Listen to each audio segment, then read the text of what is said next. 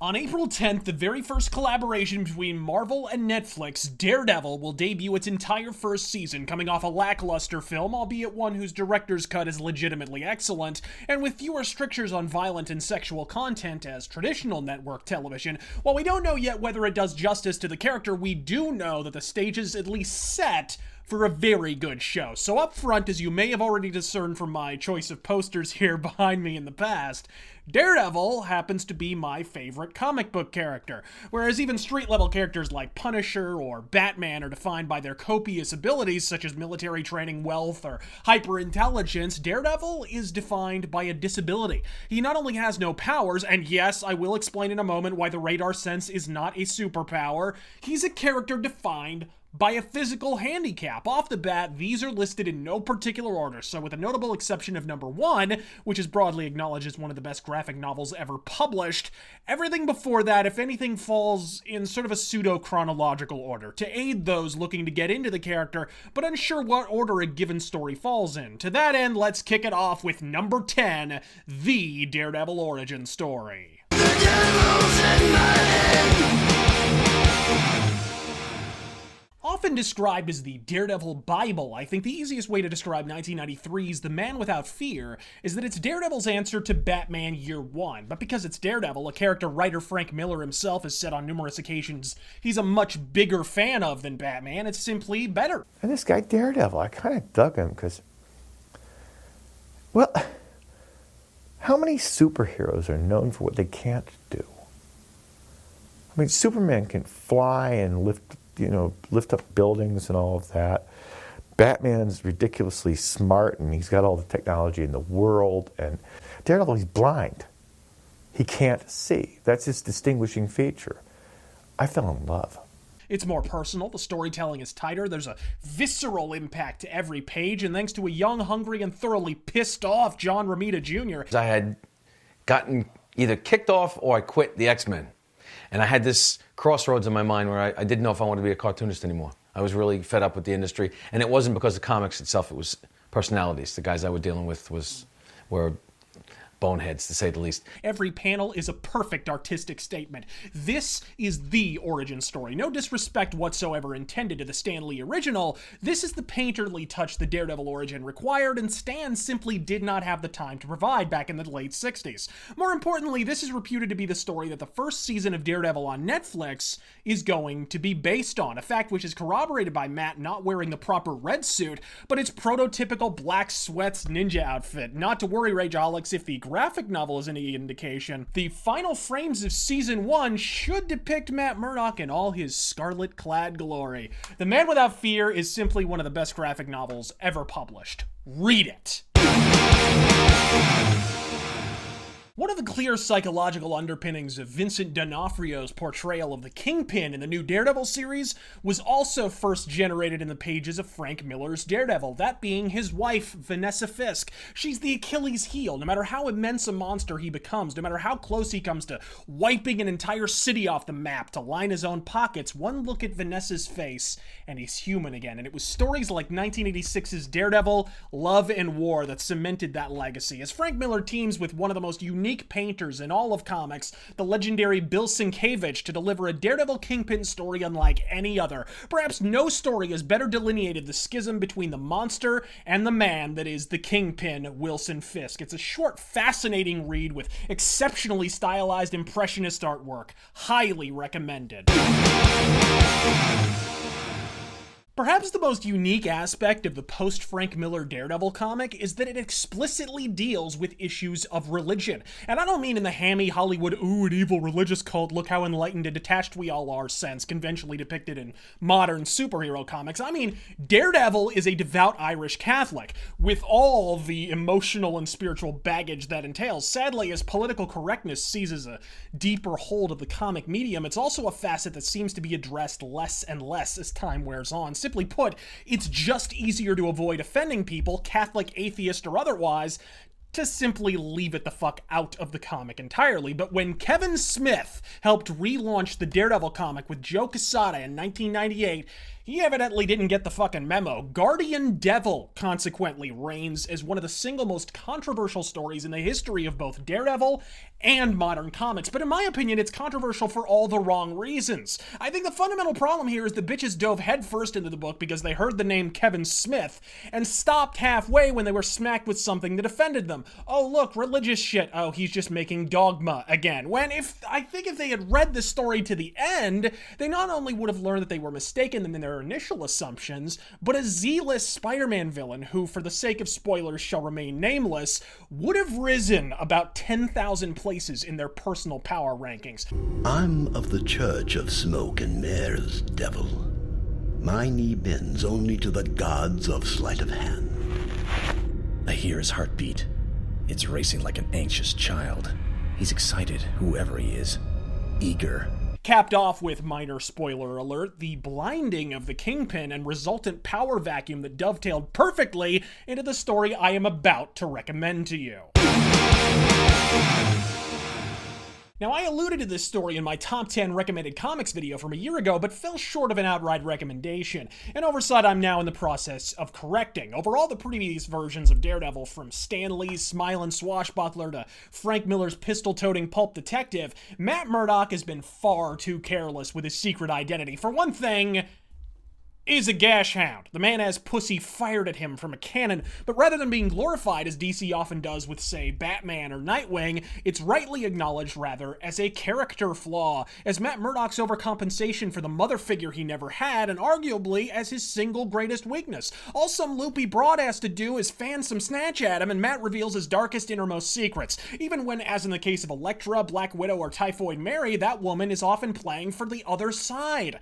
Bendis and Malieve's first order of business was to punish Daredevil for that mistake, in this story, outing him as a superhero to both the press and the FBI, which doesn't seem like that big of a deal at first. After all, how many times have Batman and Superman been outed only to pull a half-assed reversal and pirouette on back to the status quo 15 minutes later, until you remember that Matt Murdock is a lawyer. He's a lawyer who doubles as an ass-kicking vigilante. Over the following arcs, culminating in the brilliant and already thoroughly recommended Murdock Papers, Brian Michael Bendis and Alex Maleev explore every consequence of that circumstance in darksome detail. The downbeat pulp noir side of superhero comics has never been rendered more brilliantly. Pure genius.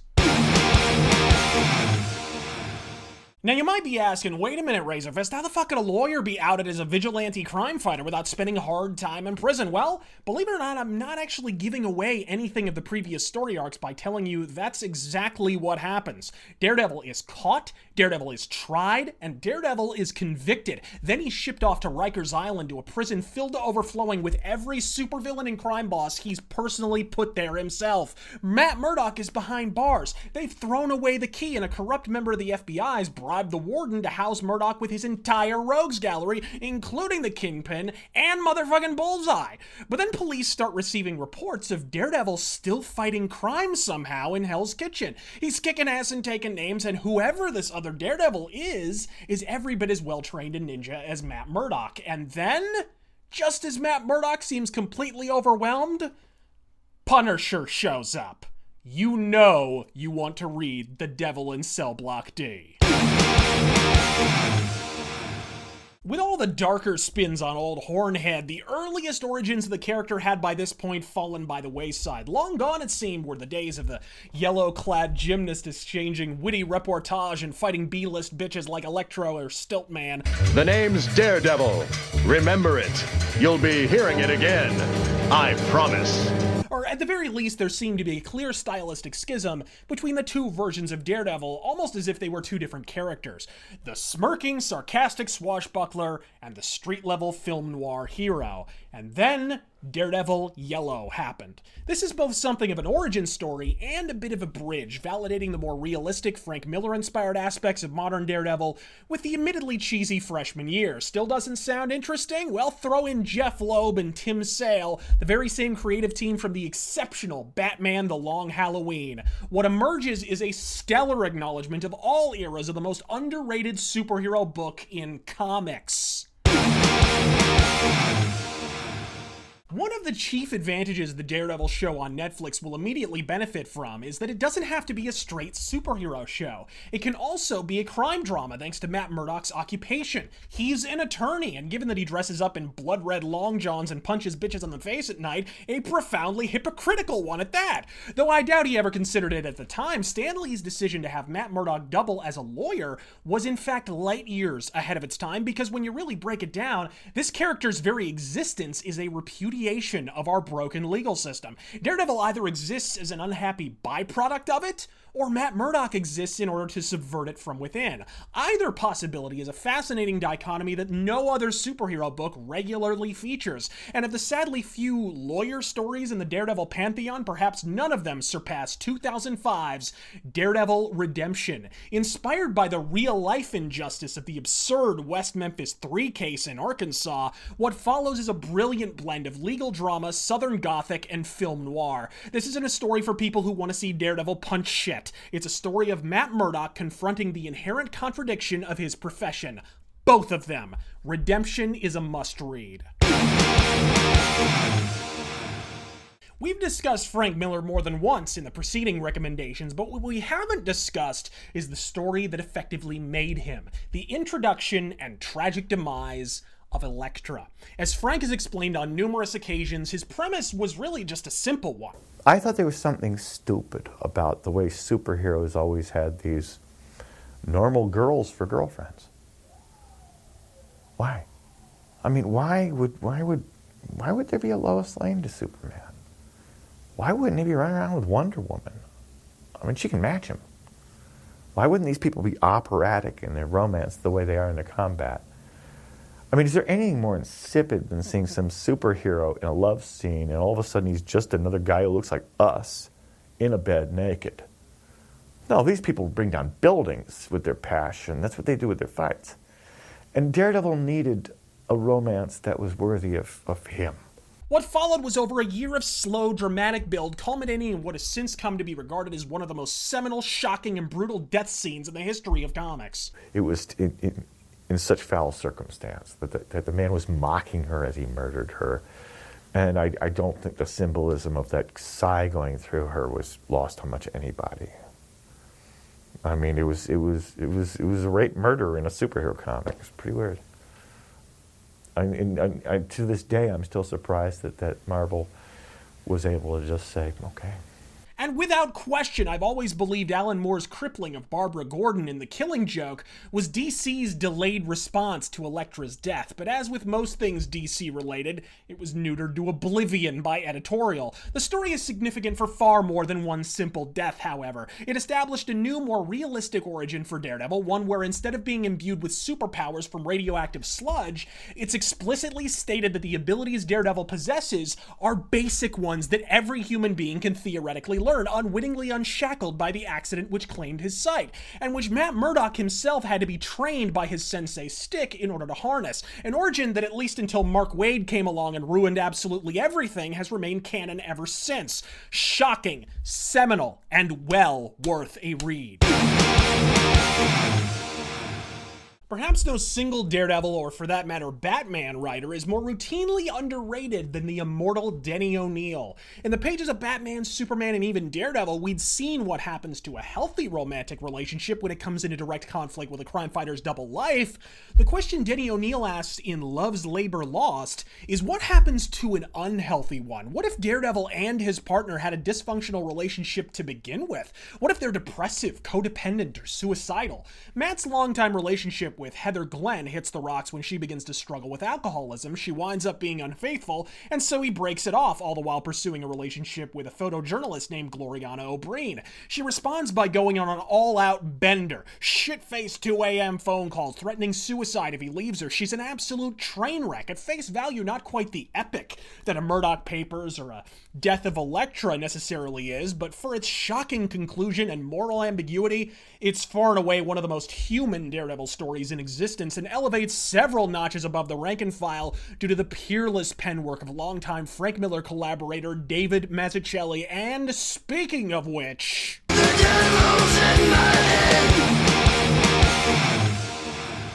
Yes, I realize that I already recommended this in my top 5 recommended comics video, and no, I do not give a shit. There's a reason Daredevil Born Again is on every greatest graphic novels list ever composed by the hands of man, because from the artwork to the storytelling, it's just a tightly wound yarn with nary a seam inside. Probably the best story Frank Miller has ever told, and definitely the best story David Mazzucchelli has ever illustrated. For those not already acquainted with the narrative, the premise is fairly simple. Karen Page, Matt Murdock's ex-girlfriend, who ditched him to pursue in vain a career in acting, has fallen on hard times back in California. She's addicted to heroin, and to feed her habit has starred in movies of less than stellar artistic repute. And to remain close to the source, she's shacked up with a Cuban drug lord. She's losing her looks, has lost her money, and with nothing left to offer in exchange for heroin, she plays the one trump card left on the table: Daredevil's secret identity. To curry favor with his supplier, the drug lord hands it off to his boss, who happens to be none other than the Kingpin. Where most villains at this point would bum rush their adversary, the Kingpin decides instead to vet the information, as so, one string at a time, he unravels the personal life of Matt Murdock. A closed bank account here, a disbarment there, an eviction, some disconnected electricity, and then he presses his ear to the ground and pays close attention to what Daredevil does. And sure enough, as Matt Murdock slowly spirals into oblivion, so too does his alter ego grow more aberrant and violent, beating criminals near to death in the streets, flailing in impotent rage. It's a story of the death and resurrection of Daredevil, and next to perhaps the Murdock Papers, it is the ultimate story of the manipulative acumen of the Kingpin. One that Vincent D'Onofrio has gone on record as saying influenced his own performance tremendously, culminating in a timely appearance from Captain America that arguably laid the groundwork for how the Avengers are portrayed in the modern day. Born Again is one of the most important comics of the 80s, or any time period for that matter. It's the same creative team as Batman Year One, but oh, so much better. Sharper, more detailed art, more visceral street-level storytelling. It's Frank Miller and David Mazzucchelli at the height of their creative powers, and you should fucking read it. I'm RazörFist God fucking speed. If you play with